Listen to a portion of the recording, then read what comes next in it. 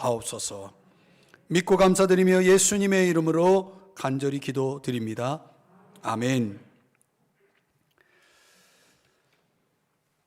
오늘은 누가복음 8장에 나오는 예수님과 제자들에게 일어난 사건을 소개하면서 말씀을 시작하고자 합니다. 하루는 예수님이 제자들과 함께 갈릴리 바다를 건너가고 있었습니다. 예수님이 일정을 소화하는 데 굉장히 피곤하셨나 봐요. 잠시 눈을 붙이고 있는데, 근데 그 바다에 갑자기 바람과 물결이 일어나고 폭풍이 불어닥친 것입니다. 배가 전복될 위기에 빠진 것이죠. 그때 제자들이 피곤하여 고물에 베개 삼아 잠시 눈을 붙이고 계신 예수님을 흔들어 깨우며 이렇게 말합니다. 주님, 우리가 죽겠나이다. 우리가 죽겠나이다. 왜 우리를 돌보지 아니하십니까? 하면서 소란을 펴니다. 그때 주님이 일어나셔서 바람과 물결을 꾸짖습니다. 근데 성경의 그 원어의 표현에 의하면 갈릴리 바다가 너무나 크게 잔잔해졌다 이렇게 말씀합니다. 너무나 크게 잔잔해졌다. 그리고 주님이 그 제자들을 향해서 이렇게 말씀하셨습니다. 한번 따라하실까요? 너희 믿음이 어디에 있느냐? 제가 여러분에게 묻고 싶어요. 여러분의 믿음은 어디 있습니까? 주님은 제자들이 주님이 함께 배에 있음으로 인해서 그들이 그렇게 소란을 떨고 있는 것에 대해서, 그들이 믿지 않고 있는 것에 대해서 이상히 생각하셨다는 것이죠. 여러분, 우리는 예수님을 믿고 있습니까? 그러니까 여러분이 이 자리에 나와 계시겠죠. 여러분, 우리가 그렇다면 믿음으로 살아야 되지 않겠습니까? 우리가 보이는 것으로 살아가고 있지 않잖아요. 우리는 믿음으로 살아가고 있는 것이죠. 믿음으로 살아가는 그리스도인들은 어떤 환경을 만나든지 동요하거나 어찌할 바를 모르고 허둥지둥 해서는 안 되는 것입니다. 왜? 주님이 계시니까. 주님이 살아 계시니까. 주님이 타고 있는 배가 전복될 수 있겠습니까? 그럴 수 없어요. 그저 상황이 흔들리고 있고 배가 가라앉을 것 같은 느낌은 가질 수가 있겠지만 배는 가라앉을 수가 없는 것입니다. 믿음이라는 게 뭡니까? 환경의 지배받기를 거절하는 거죠. 믿음은 철저하게 주님과 나와의 관계에 기초를 두고 거기에 전부를 거는 것입니다. 그런 차원에서 보면 우리의 모든 환경은 내가 가지고 있는 이 믿음이 존재하도록 주장해야 됩니다. 믿음이 그 상황 속에, 환경 속에 적용이 돼야 된다는 거죠. 주님이 함께 하신다면 우리는 확실히 안전합니다. 아멘. 네. 자, 오늘 본문은 어떤 배경을 가지고 있냐면 이 당시 히브리서 독자들이 그들의 그 여러 가지 그 어려운 상황들 속에서 뭔가 하나님 앞에서 그들을 대표해주고 또 자신들을 안전하게 살아갈 수 있도록 하나님과 그들 사이를 중재해 줄 수 있는 그런 좀 더 온전한, 좀 더 완벽한 그런 대제사장을 아론 자손의 계열 속에서 대제사장이 등장할 것을 기대하고 고대하고 있었다는 것입니다. 여기에 대해서 히브리서를 기록한 저자는 뭐라고 말하냐면, 무슨 소리냐, 예수 그리스도라는 대제사장이 계신데 그분이야말로 아론과 그의 자손 계열의 제사장들보다 훨씬 더 우월하신 분이다. 그러므로 예수 그리스도, 대제사장이신 예수 그리스도를 믿고 영접해야 한다라는 사실을 강조하는 내용이 오늘 본문 히브리서 7장 1절에서 28절의 내용이에요. 자, 이 본문 텍스트를 오늘 설교 본문으로 잡았을 때 얼마나 할 얘기가 많고 풀어야 할 설명해야 될 내용이 많겠습니까? 이걸 몇 번에 걸쳐서 나눠서 설명할 수 있겠지만 이 하나의 주제를 담고 있기 때문에 오늘 설교는 본문은 길지만 그게 세 가지 차원으로 요약해 보려고 그래요. 자, 오늘 우리가 함께 생각해 볼 것은 히브리서 이 저자가 독자들을 향해서 강조하는 게 뭐예요? 영원한 제사장이신 예수를 믿고 영접해야 된다. 그분을 기다려야 되고 그분을 기대해야 되고 그분을 믿어야 된다라고 하는 이 강조입니다. 이유가 뭘까요? 세 가지 차원으로 오늘 본문을 요약할 수 있습니다. 첫 번째는요, 그분이 진정 복을 주시기 때문이다. 그분이 진정 복을 주시기 때문이다라는 거죠. 자, 본문을 3등분을 해보면요, 세 부분으로 나눠보면 1절에서 10절이 첫 번째 부분입니다. 여기서 다음과 같은 단어가 반복되어 등장합니다. 1절에 보면은 이 멜기세덱은 중간 생략하면 아브라함을 만나 복을 빈 자라 이렇게 말씀하고요. 6절에 가보면 약속을 받은 그를 위하여, 그는 아브라함을 얘기해요. 아브라함을 위하여 복을 빌었나니, 복을 빌었다 이렇게 말씀하죠. 10절의 말씀에 가보면 이는 멜기세덱이 아브라함을 만날 때에, 자 1절서부터 10절까지 내용을 좀 더 압축해서 요약하면 이 세 구절로 설명할 수 있는데, 이 세 구절에서 강조하고 있는 건 두 가지죠. 멜기세덱과 아브라함이 만났다라고 하는 거하고, 이 만남과, 그리고 그 만남 속에서 멜기세덱이 아브라함을 뭐 했다? 축복했다는 내용을 주목하고 있는 것입니다. 만났고요, 축복했어요. 자, 이런 만남을 축복된 만남이라고 하죠. 여러분, 우리가 인생 속에서 어떤 사람을 만나는 건 참 중요하잖아요. 그 사람을 만나 내가 축복을 받을 수 있다. 그 축복된 만남 얼마나 귀한 것입니까? 여러분은 만남의 축복이 있습니까? 그렇게 되기를 바랍니다. 그 만남의 축복의 모형으로서 멜기세덱과 아브라함의 만남을 모형 삼아서 지금 히브리서 저자는 뭘 강조하냐면 주님과 히브리서 독자들, 주님과 우리의 만남을 지금 설명하고 있는 겁니다. 멜기세덱이 아브라함을 만나 뭐 했다고요? 축복했다고 그랬죠. 주님이 우리를 만나서 뭐 하시겠습니까? 축복하시죠. 복을 비는 것입니다.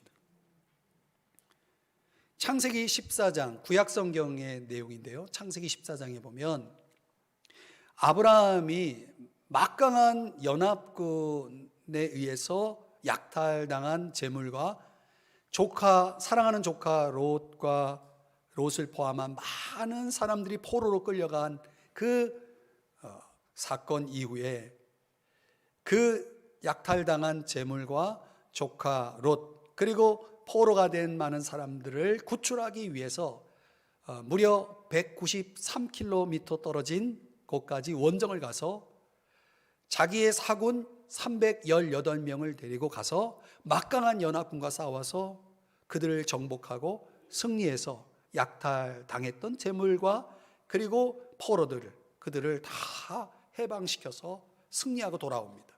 그러니까 돌아오는 길에 누구를 만났어요? 멜기세덱을 만난 것입니다. 이 멜기세덱은 창세기에 보면은 살렘왕, 오늘 성경 1절에 보면은 살렘왕, 의의 왕이라고 말하고 있습니다. 왕입니다. 왕인데 특별한 왕이에요. 지극히 높으신 하나님의 제사장이라고 그랬어요. 여러분, 왕이고 제사장인 존재는 구약에 이 멜기세덱밖에 없습니다. 신약에 또 유일한 한 분이 나옵니다. 그분이 예수 그리스도입니다. 그래서 멜기세덱은 예수 그리스도의 모형이고 그림자인 것입니다. 왕이면 왕이고 제사장이면 제사장인데 이 두 가지 역할을 감당한 사람이 멜기세덱입니다. 자, 창세기 14장의 말씀을 한번 가보겠습니다.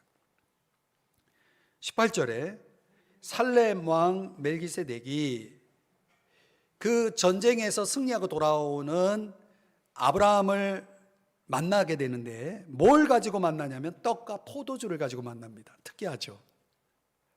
분명히 전쟁 중에 많이 지쳐 있을 거고 배도 고플 거예요. 그렇기 때문에 그에게 음식을 공개하는데 떡과 포도주를 공개합니다. 멜기세덱은 예수 그리스도의 모형이라고 그랬죠. 이 떡과 포도주는 예수님의 굉장히 밀접한 음식들이죠.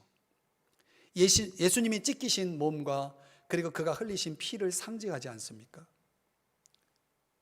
그래서 멜기세덱이 아브라함을 떡과 포도주를 가지고 먹이고 축복했다면 주님은 자신의 몸을 드리고 피를 쏟아서 우리를 축복하셨죠. 그런 축복을 뭐라고 말합니까? 구원의 축복이라고 말하는 거예요. 오늘 저와 여러분이 그 십자가의 희생을 통해서 구원받은 것, 이 구원의 축복이야말로 저와 여러분이 주님께 받은 복 중의 복 아니겠습니까? 최고의 복, 그죠? 최고의 복이죠.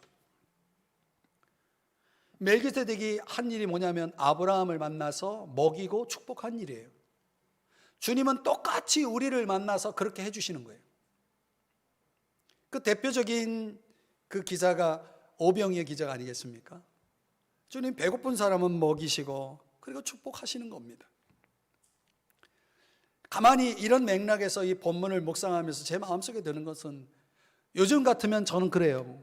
내가 정말 살아있다는 게 이게 얼마나 감사한 일인가. 여러분 그렇게 생각 안 해요? 표정 보니까 그렇게 생각 안 하시는 분들이 좀 있는 것 같아요. 여러분, 내가 살아있다는 게, 이렇게 살아있고 호흡한다는 게요, 이게 그냥 내 힘으로 되는 게 아니라니까요. 여러분 건강에 자신하시는 분 있으십니까? 자신하지 마세요. 우리는 언제라도 병원에 실려갈 수 있는 사람들이에요. 우리 주변에 그런 일들이 얼마나 많이 일어납니까? 내가 이렇게 호흡하고 살아갈 수 있는 거, 내가 일을 할 수 있는 거, 나에게 이렇게 소중한 가정을 주신 것, 교회를 주신 것, 여러분 하나부터 열까지 모든 걸 생각해 보면 이게 다 주님이 내게 주신 복이라는 사실을 깨닫게 되는 것입니다. 그러니까 우리가 이런 복을 안다면, 아브라함도 생각할 때 어떻게 318명의 그 사군으로 그 막강한 연합군을 이길 수 있어요? 그건 불가능한 거예요, 사실은.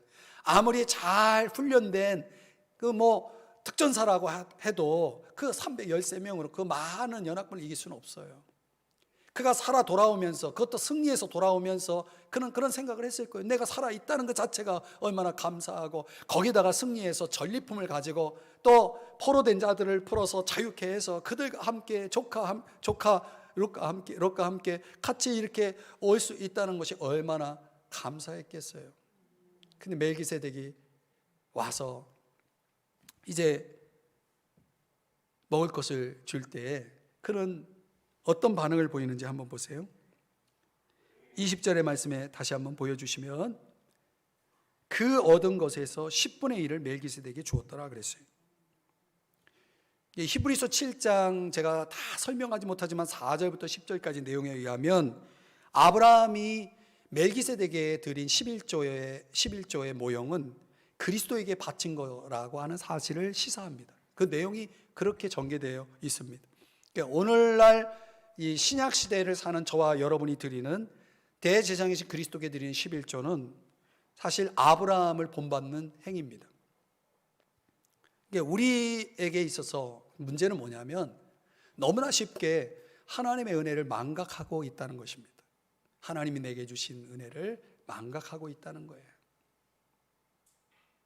그렇지 않습니까, 여러분? 시편 103편 2절에 보면 뭘 잊지 말라고 말합니까? 모든 은택을 잊지 말지어다 그랬어요. 모든 은혜를 잊지 말라라고 말씀합니다. 여러분, 주님이 나에게 복 주셨다는 것이 우리 삶에 있어서 주님의 그 복 주심이 증가되는 걸 가장 잘 표현한 게 뭐냐면 11조거든요. 그 11조 생활하는 사람은 그걸 실감하거든요. 오래전 미국의 한 청년의 이야기인데요, 그가 마음에 감동이 왔어요. 그래서 그 감동을 따라서 하나님께 약속을 했어요. 내가 하나님 수입의 10분의 1을 하나님께 드리겠습니다. 11조를 드리겠습니다. 그때 이 청년이 일을 하면서 받은 월급이 $10예요. 그래서 $1를 기쁨으로 드렸습니다. 그러니까 조금 지나니까 월급이 올랐어요. $100, $10를 드립니다. 또 시간이 지나서 $1000로 월급이 올랐어요. $100를 드릴 때는 좀 손이 떨리는 거예요. 막 떨리고. 그래도 이를 악물고 드렸어요.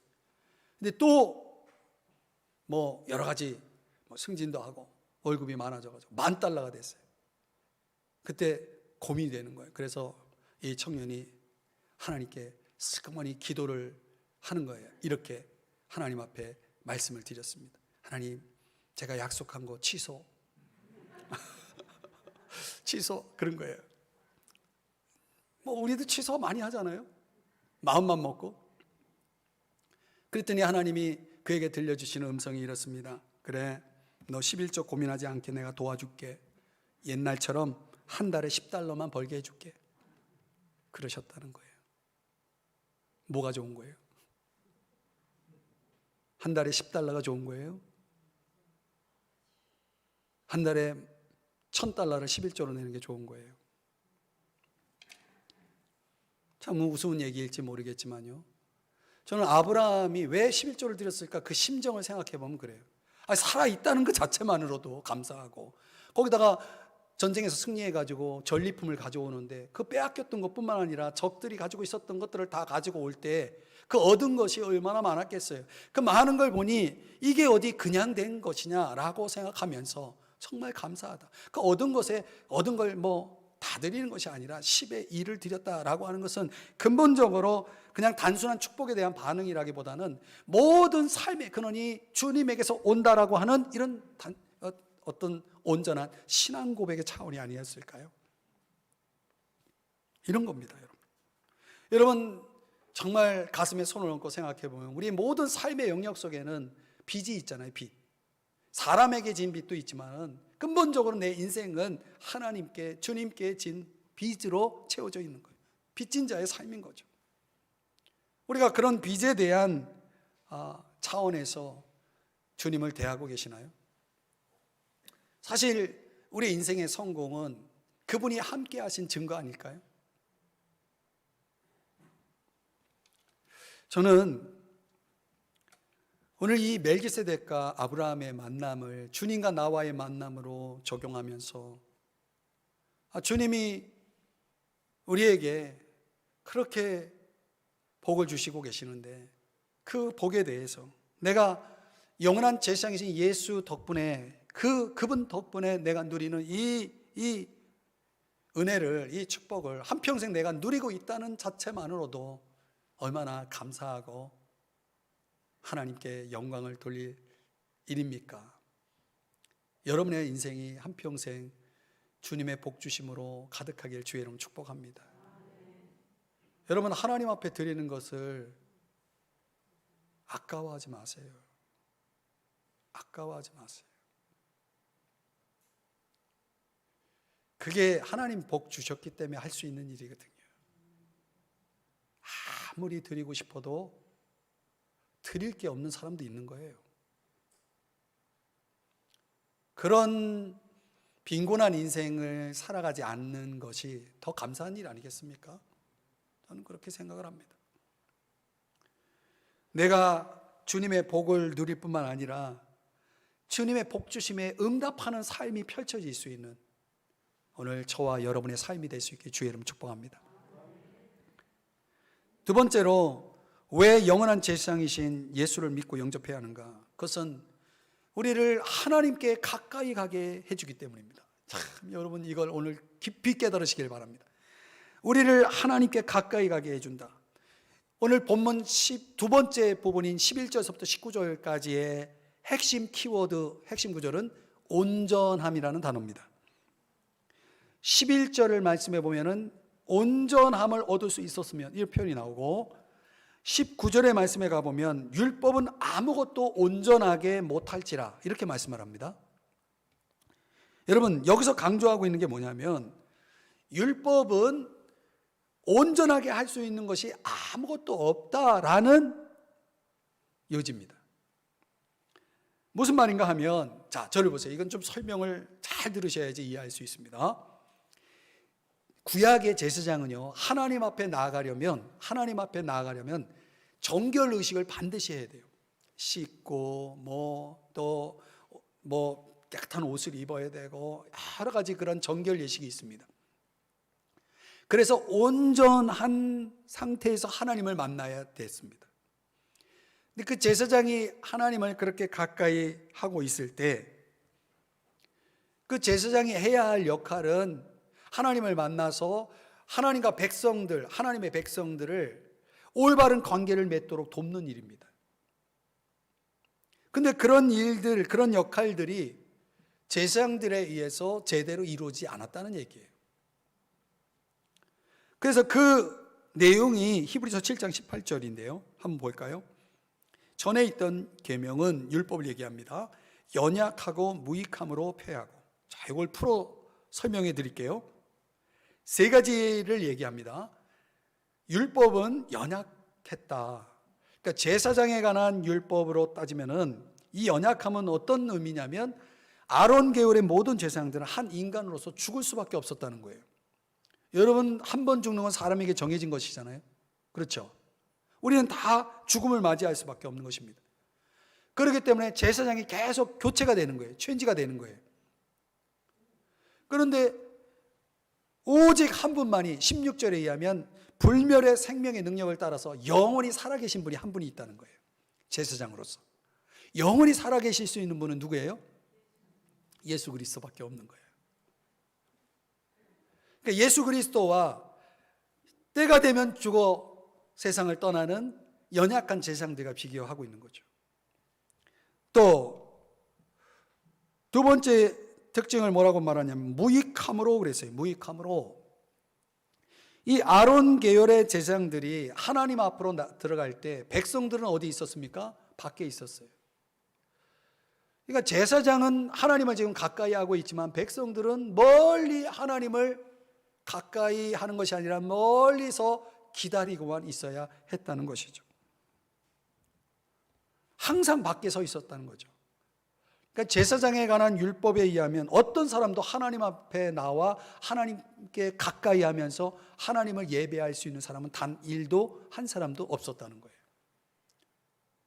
그러니까 하나님 앞에 백성들이 나와 하나님을 가까이 예배할 수 있도록 하는 데는 무익해요.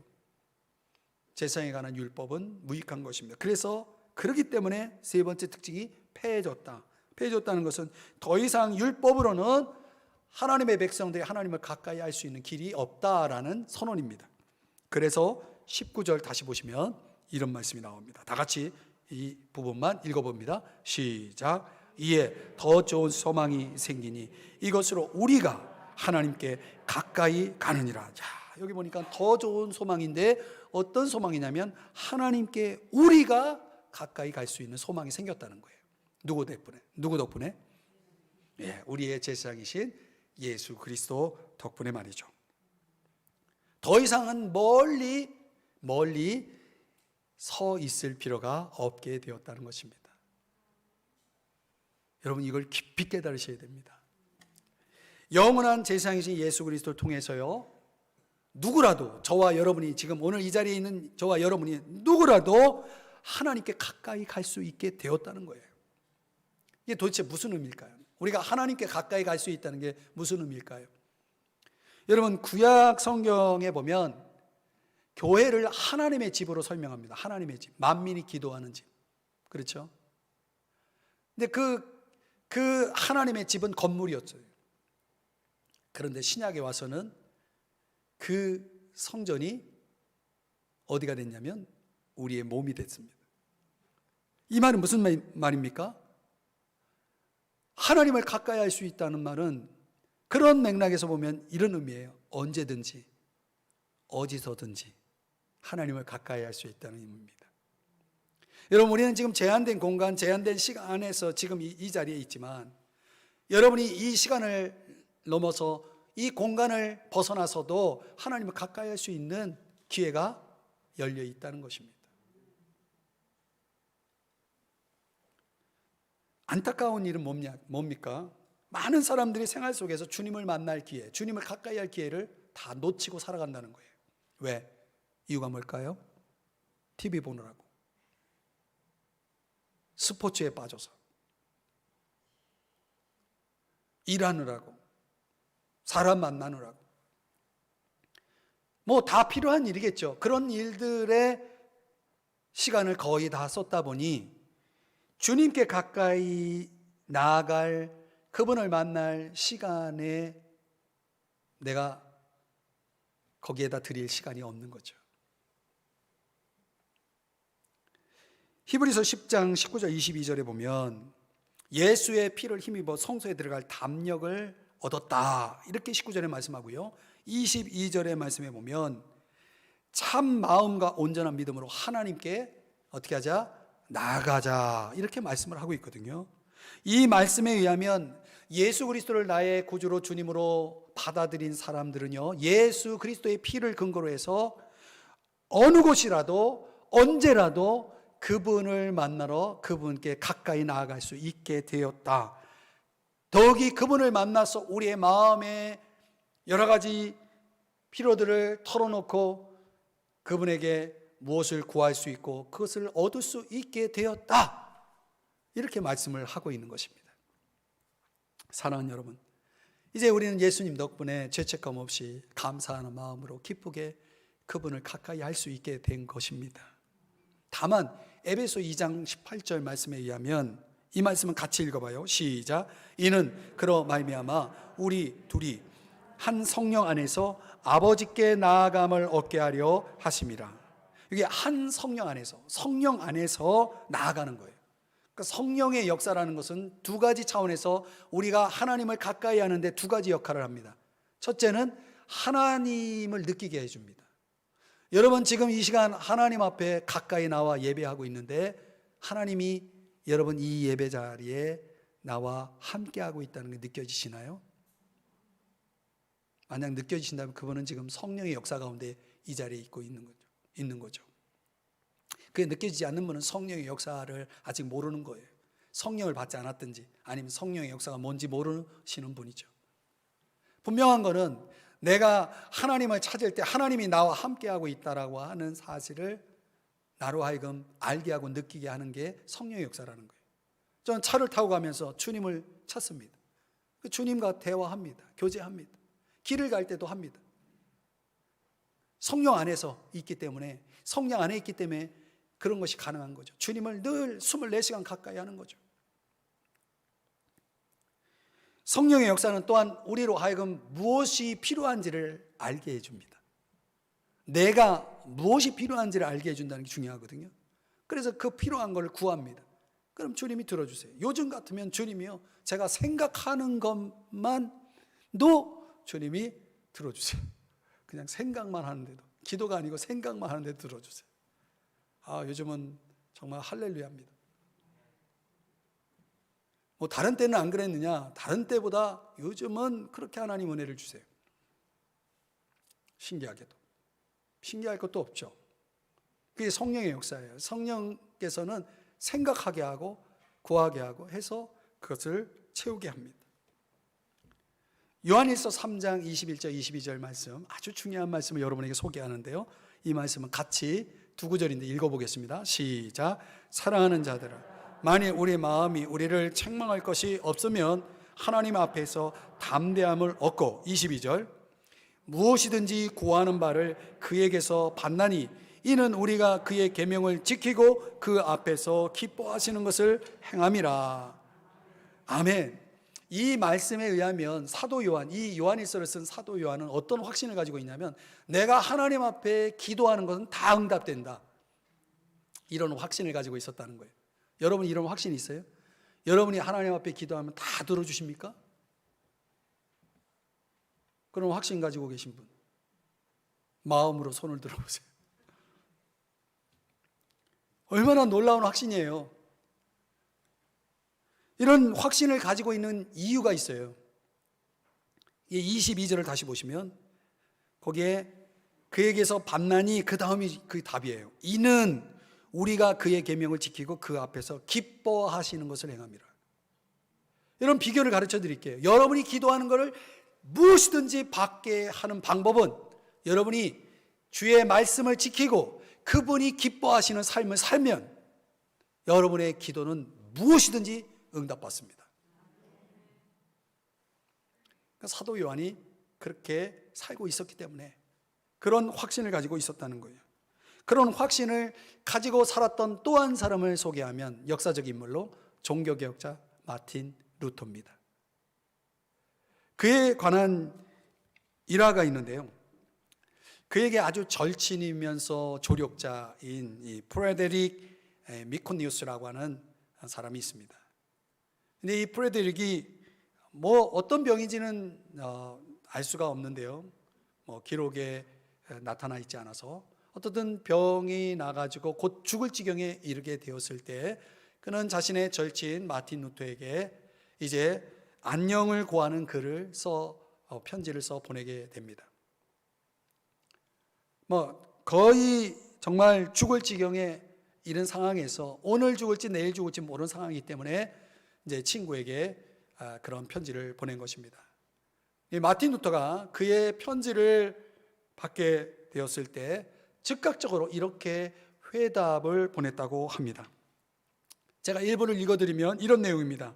나는 당신이 병상에서 일어나 건강을 회복할 것을 주의 이름으로 명한다. 왜냐하면 아직도 나는 교회를 개혁하는 일에 당신의 도움을 필요로 하고 있기 때문이다. 주님은 결코 나의 귀에 당신이 죽었다는 소식이 들리지 않게 하실 것이다. 그리고 당신을 나보다 더 오래 살게 해주실 것이다. 이를 위해 나는 기도하고 있고 이것이 나의 뜻이다. 그리고 나의 뜻은 반드시 이루어질 것이다. 나는 오직 주의 이름의 영광을 돌리기 위해서만 구하기 때문이다. 이런 내용의 회답을 보낸 것입니다. 여러분, 그 후에 어떤 일이 일어난지 아십니까? 이 루터의 말은 사도 요한이 가졌던 확신과 다르지 않습니다. 내가 주님 앞에 기도하면 주님 반드시 응답하신다는 확신에 의한 선언이고 고백이었던 것이죠. 이 프레데릭이라는 이 사람이 루터의 편지를 받았을 때는 거의 정말 말을 할 수 없는 정도로 아무 힘이 없는, 정말 오늘이 될지 내일이 될지 모르는 그 마지막 날을 기다리고 있는 상태에 있었는데 참 놀랍게도 오래지 않아서 회생이 됐다는 거예요. 그래서 완전히 회복이 돼가지고 6년을 더 살았다는 것입니다. 6년이라니까 여러분 별로 안 놀라는데 거의 죽게 된 사람이 6년을 더 산 거예요. 그리고 더 중요한 건 뭐냐면 루터가 죽은 지 2달 후에 죽습니다. 이 말은 무슨 얘기입니까? 루터가 뭐라고 회답을 보냈습니까? 당신이 나보다 더 오래 살게 해줄 거다. 그게 응답이 된 거죠. 사랑하는 여러분, 이 이야기 속에서 여러분은 어떤 깨달음이 오십니까? 어떻게 이렇게 담대할 수 있을까? 어떻게 이런 확신을 가질 수 있을까? 이건 하나님을 가까이 하는 사람에게만 해당되는 일이겠죠. 영원한 대제사장이신 예수님 덕분에 저와 여러분이 하나님께 가까이 나아갈 수 있게 되었다라고 하는 것은 무엇을 의미합니까? 바로 이런 일들이 우리에게도 일어날 수 있다는 가능성을 말씀하는 것입니다. 예수 그리스도를 힘입어서 주님께 가까이 나아가 그분을 만나고 그분과 교제하고 그분을 닮아가고 또 우리가 원하고 구하는 바를 그분에게서 얻을 수 있는 이런 복된 삶이 우리에게 주어져 있다는 사실을 아시나요? 그것을 누리고 계시나요? 만약 여러분들이 이런 인생을 살고 싶어 한다면 여러분에게 꼭 필요한 것은 무엇입니까? 주님을 만날 시간을 내야 됩니다. 주님을 찾는 시간을 거기에 더 투자해야 된다는 거죠. 그럴 자신이 없는 사람들은 영원히 사도 요한이 마틴 루터가 누렸던 그런 놀라운 삶은 해당이 되지 않겠죠.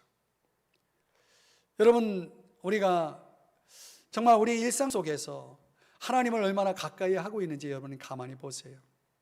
내가 하나님께 가까이 나아가고자 하는 마음만 먹으면 벌써 방해하는 일들이 막 일어납니다. 그런 걸 영적인 싸움이라고 말합니다. 우리로 하여금 하나님께 가까이 나아갈 수 없다라고 하는 것은 그만큼 우리가 잘못된 삶을, 그릇된 삶을 살고 있다는 거예요. 우리가 거꾸로 영원한 제사장이신 예수 그리스도 안에서 살아가고 있다면 주님을 만날 기회가 하루 종일 있음에도 불구하고 주님을 만나지 못하고 있다면 그것은 얼마나 불행한 삶을 살고 있는지 여러분이 깨달으셔야 됩니다. 그래서 하나님께 나아갈 수 있게 되었다. 이거야말로 우리가 영원한 제사장이신 예수 그리스도를 믿고 영접해야 할 이유인 것입니다. 기억하십시오. 마지막 세 번째는 영원한 제사장이신 예수 그리스도를 믿고 영접해야 될 이유는 그분이 우리를 위해 간구하시기 때문입니다. 자, 마지막 세 번째 단락의 20절에서 28절까지의 내용 속에서 가장 많이 등장하는 단어는 맹세라는 단어입니다. 맹세. 5번 나오는데요. 히브리서 7장 21절에 보면은 오직 예수는 하면서 자기에게 말씀하시니로 말미암아 맹세로 되신 것이라 그랬어요. 그리고 그 맹세의 내용이 뭐냐면 영원히 제사장이라 라는 맹세를 받습니다. 영원히 제사장이라. 우리가 아는 구약에 나오는 레위 지파의 제사장들은 영원히 제사장이라라는 맹세를 받은 사람이 단 한 사람도 없습니다. 왜냐하면 그들은 영원히 제사장이 될 수 없어요. 다 때가 되면 죽어요. 영원히 제사장이 될 수가 없는 거죠. 유대 역사가인 요세푸스에 의하면 AD 70년 성전 파괴에 이를 때까지 구약의 제사장이 대제사장이 83명이 되었다고 합니다. 그러나 대조적으로 예수 그리스도는 영원히 사시기 때문에 다음 사람에게 물려줄 필요가 없는 것이죠. 그렇죠? 예수 그리스도는 어떤 분이시냐? 아주 중요한 구절 한 구절을 같이 함께 읽어보겠습니다. 25절입니다. 25절 시작. 하나님께 나아가는 자들을 온전히 구원하실 수 있으니 이는 그가 항상 살아계셔서 그들을 위하여 간구하심이라. 아멘. 여러분, 항상 살아계시는 분, 이분보다 더 좋은 분은 없습니다. 그래서 22절에서는 더 좋은 언약의 보증이 되셨다, 이런 말씀을 하고 있는 것입니다. 예수 그리스도를 믿고 그분을 힘입어서 하나님께 나아가는 사람들은 항상 살아계시는 그분이 두 가지를 해주시는 겁니다. 온전히 구원하실 수 있습니다. 그리고 우리를 위해서 항상 기도해 주십니다. 이 말은 무슨 얘기냐면 예수 그리스도는 항상 살아계셔서 우리의 필요를 완전히 채워주실 수 있는 분이시다라는 뜻입니다. 26절의 말씀에 보면은 예수님은 죄인들에게서 떠나 계시다, 흠이 없으시다, 완전하시다, 이런 뜻이고요. 27절, 28절에서는 자신의 몸을 완전한 제물로 단번에 드려서 구약의 제사장들이 날마다 제사를 드렸던 것과는 대조적으로 한 번에 그냥 제사를 끝냈어요. 그래서 그분은 영원한 제사장이신 그분은 죄인들의 요구에 가장 적합한 완전한 제사장, 영원한 제사장이 되신 것입니다. 이분보다 더 우리에게 필요한 분은 없는 거죠. 그러나 오늘날 우리 문화에서 보면 많은 사람이 이 제사장에 준하는 역할을 하는 어떤 인간을 의존합니다. 예를 들면 우리의 희망, 우리의 건강, 우리의 안전, 이런 것들을 위해서 어떤 사람은 재정 전문가를 의존합니다. 어떤 사람은 의사를 의존합니다. 어떤 사람은 정치 지도자를 의존합니다. 어떤 사람은 법률가를, 어떤 사람은 보험사를 의존합니다. 그냥 보험사에게 목을 맵니다. 여러분, 많은 이들이 자기들의 제사장을 임의대로 정하고 추종합니다. 과연 그게 소용이 있을까요? 분명한 것은 오늘 성경은 그들은 우리를 온전히 구원할 수 없다라고 말씀하는 거죠. 구약의 제사장들이 하나님의 백성들을 온전히 구원할 수 없었던 것처럼 그들은 우리를 온전히 구원할 수 없는 것입니다. 도울 힘이 없는 것입니다. 이사야 2장 22절의 말씀을 현대어 성경으로 읽어드리면 이렇게 말씀합니다. 하찮은 인간, 콧 속에 숨결처럼 연약한 인간을 너희는 정령 의지하지 마라, 이렇게 말씀합니다. 정령 의지하지 마라. 사랑하는 여러분, 그러므로 우리가 가장 우선하고 충성하고 따르고 의존해야 될 존재는 다름 아닌 영원한 제사장이신 예수 그리스도이신 것입니다. 아멘. 그분은 전무후무한 유일한 우리의 구세주가 되시는 분이에요. 그러니까 우리가 믿음만 있다면 그분은 지금 우리 안에서 살아계시는 거예요. 여러분이 지금 믿음이 있다면 그분은 지금 영원한 제사장인 예수 그리스도는 여러분 마음 안에 지금 계시는 겁니다. 그럼 우리는 그분 안에서 우리는 이제 뭘 보장받게 되냐면 온전한 구원을 보장받는 것입니다. 이제는 죄책감이나 어떤 영적인 실패 가운데 머물 수가 없는 것입니다. 우리를 구원해 내시는 겁니다. 우리를 위해서 끊임없이, 우리의 필요를 위해서 끊임없이 변호해 주시고 간구해 주시는 분이 지금 내 안에 계시는 겁니다. 믿음으로. 그렇다면 여러분, 우리 인생길에 예수 그리스도보다, 영원한 제사장이신 예수 그리스도보다 더 신뢰하고 더 의존할 사람이 누구란 말입니까? 이제 말씀을 적용해 보겠습니다. 제가 서론에 성경 이야기를 말씀드렸던 것처럼 신약 성경에 나오는 예수님과 제자들에게 일어난 사건 하나를 또 소개합니다. 어느 날 아침 호숫가에 예수님이 베드로를 만나죠. 여러분 기억하시죠? 예수님 물었습니다. 너에게 고기가 있느냐? 얼마나 잡았니? 그랬더니 베드로, 그 어부라고 한다면 정말 베테랑 전문가인 베드로가 뭐라고 말합니까? 밤이 새도록 수고했는데 한 마리도 잡지 못했어요. 이런 일이 일어나는 거죠. 예수님이 말씀을 가르치고 말씀을 마친 후에 이렇게 말씀하셨죠. 깊은 데로 와서 그물을 내려 고기를 잡으라. 그랬더니 베드로가 뭐라고 반응합니까? 우리들이 밤이 새도록 수고하였을 때 얻은 것이 없지만은, 빈손이었지만 말씀에 의지하여 그물을 내리리이다. 그랬더니 어떤 일이 일어났습니까? 그물이 찢어질 정도로 많은 어획량을 얻게 되었다라는 내용입니다. 여러분, 우리가 가만히 생각해 보면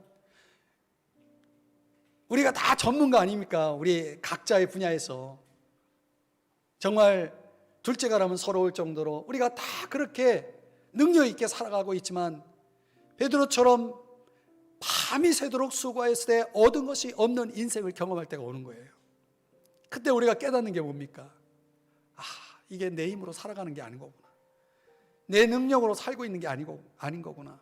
이런 걸 깨닫는 거 아니겠습니까? 이런 걸 깨닫지 못하고 살아간다는 건 참 불행한 거죠. 여러분, 예수를 우리의 인생의 주인으로 초청하고 겸손히 그분의 말씀을 따르고 영원한 대제사장이신 예수 그리스도 안으로 들어온 사람들에게는요, 이런 기적들이 많이 일어납니다. 밤이 새도록 수고했을 때 얻은 것이 없지만은 그물이 찢어질 정도로 어획량을 얻는 기적들이 많이 일어나는 거죠. 그러면서 고백하는 게 뭡니까? 주님이 하셨습니다. 주님이 도와주셨습니다. 주님이 이루셨습니다. 영원한 제사장이신 예수 그리스도를 믿고 영접해야 될 이유가 바로 그거 아닙니까?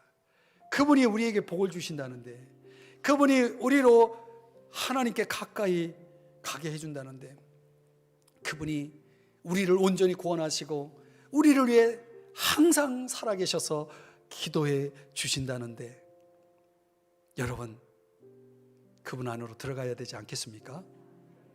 그거죠. 그거예요. 그분을 모시고 그분 안에 들어가야 거기에 안전이 있는 거예요. 거기에 참된 기적이 있는 것입니다. 오늘 영원한 제사장이신 예수, 그분을 여러분의 마음에 모셔드리기를 주의 이름으로 축복합니다. 그리고 그분을 꼭 붙잡고 그분을 의존하고 그분을 따르면 여러분은 반드시 안전할 것이고 바람과 물결도 잔잔해질 것이고 여러분의 인생의 폭풍도 잔잔해질 것이고 여러분이 고민하는 문제도 해결될 것이고 여러분을 온전히 구원하실 뿐만 아니라 여러분의 필요를 충분히 채워주시는 기적이 일어날 것을 믿으시기 바랍니다. 그분 안으로